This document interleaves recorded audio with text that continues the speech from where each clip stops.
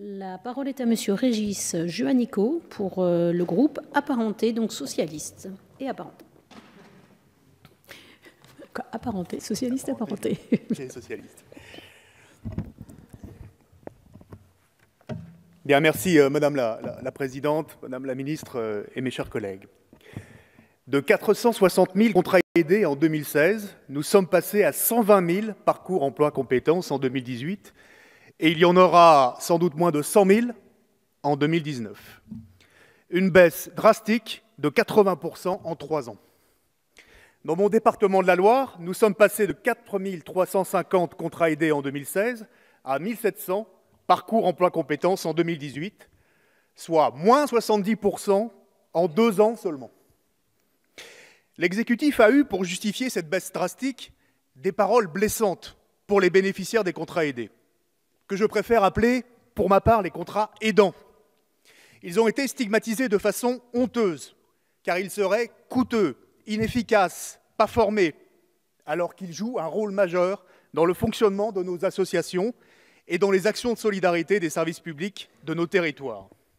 Le président de la République, Emmanuel Macron, a même déclaré que ceux qui défendaient les contrats aidés n'en voudraient pas pour eux-mêmes. Coûteux, les contrats aidés ?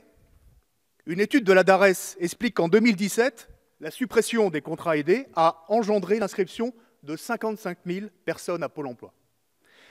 Le coût pour l'État d'un contrat aidé, c'est entre 6 000 et 12 000 euros par an. Un chômeur de longue durée, c'est entre 12 000 et 15 000 euros pour l'assurance chômage, selon ATD Quart Monde. Donc vous avez privilégié des chômeurs de longue durée, plus coûteux pour les finances publiques par rapport à des contrats aidés. Inefficaces les contrats aidés ? Dans mon département de la Loire, sur les 4 500 contrats aidés en 2016, 70% étaient des chômeurs de longue durée, 20% des bénéficiaires du RSA.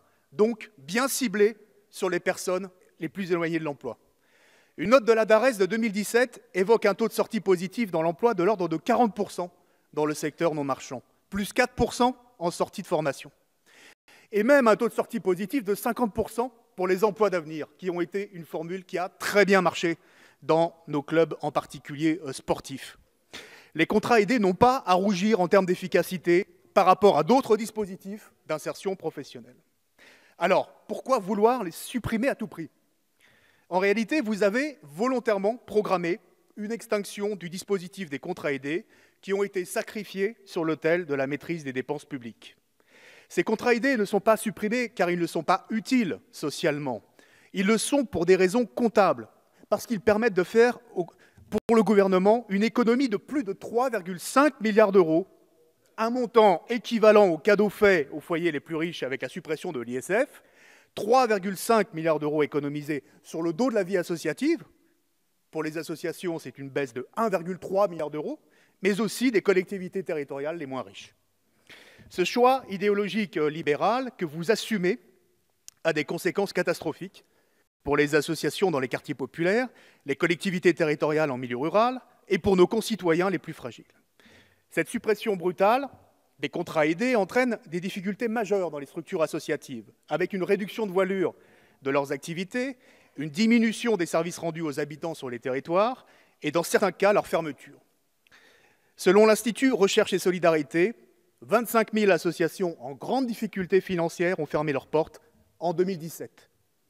Une situation inédite, et les chiffres seront bien pires, vous le savez, pour 2018.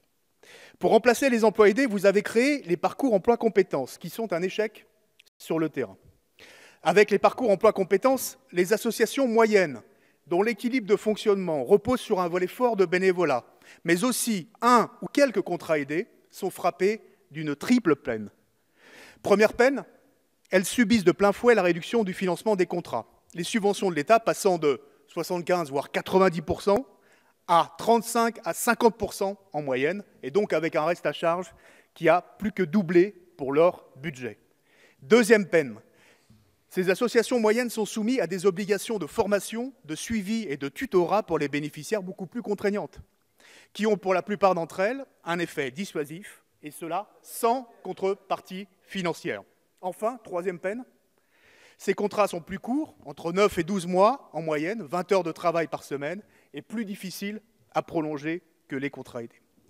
Dans ces associations, nous constatons tous sur le terrain un découragement des bénévoles responsables qui finissent par baisser les bras, faute de se sentir suffisamment soutenus et reconnus par les pouvoirs publics. Madame la ministre, la vie associative dans notre pays est forte de l'engagement quotidien ou plus ponctuel de 16 millions de bénévoles. Dans un peu plus d'1 million d'associations, nous le devons à la loi du 1er juillet 1901 relative au contrat d'association, l'une des grandes lois fondatrices de la République et plus que jamais d'actualité.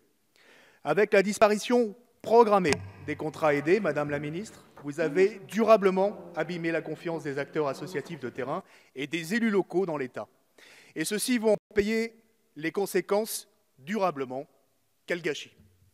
Merci, monsieur le député. La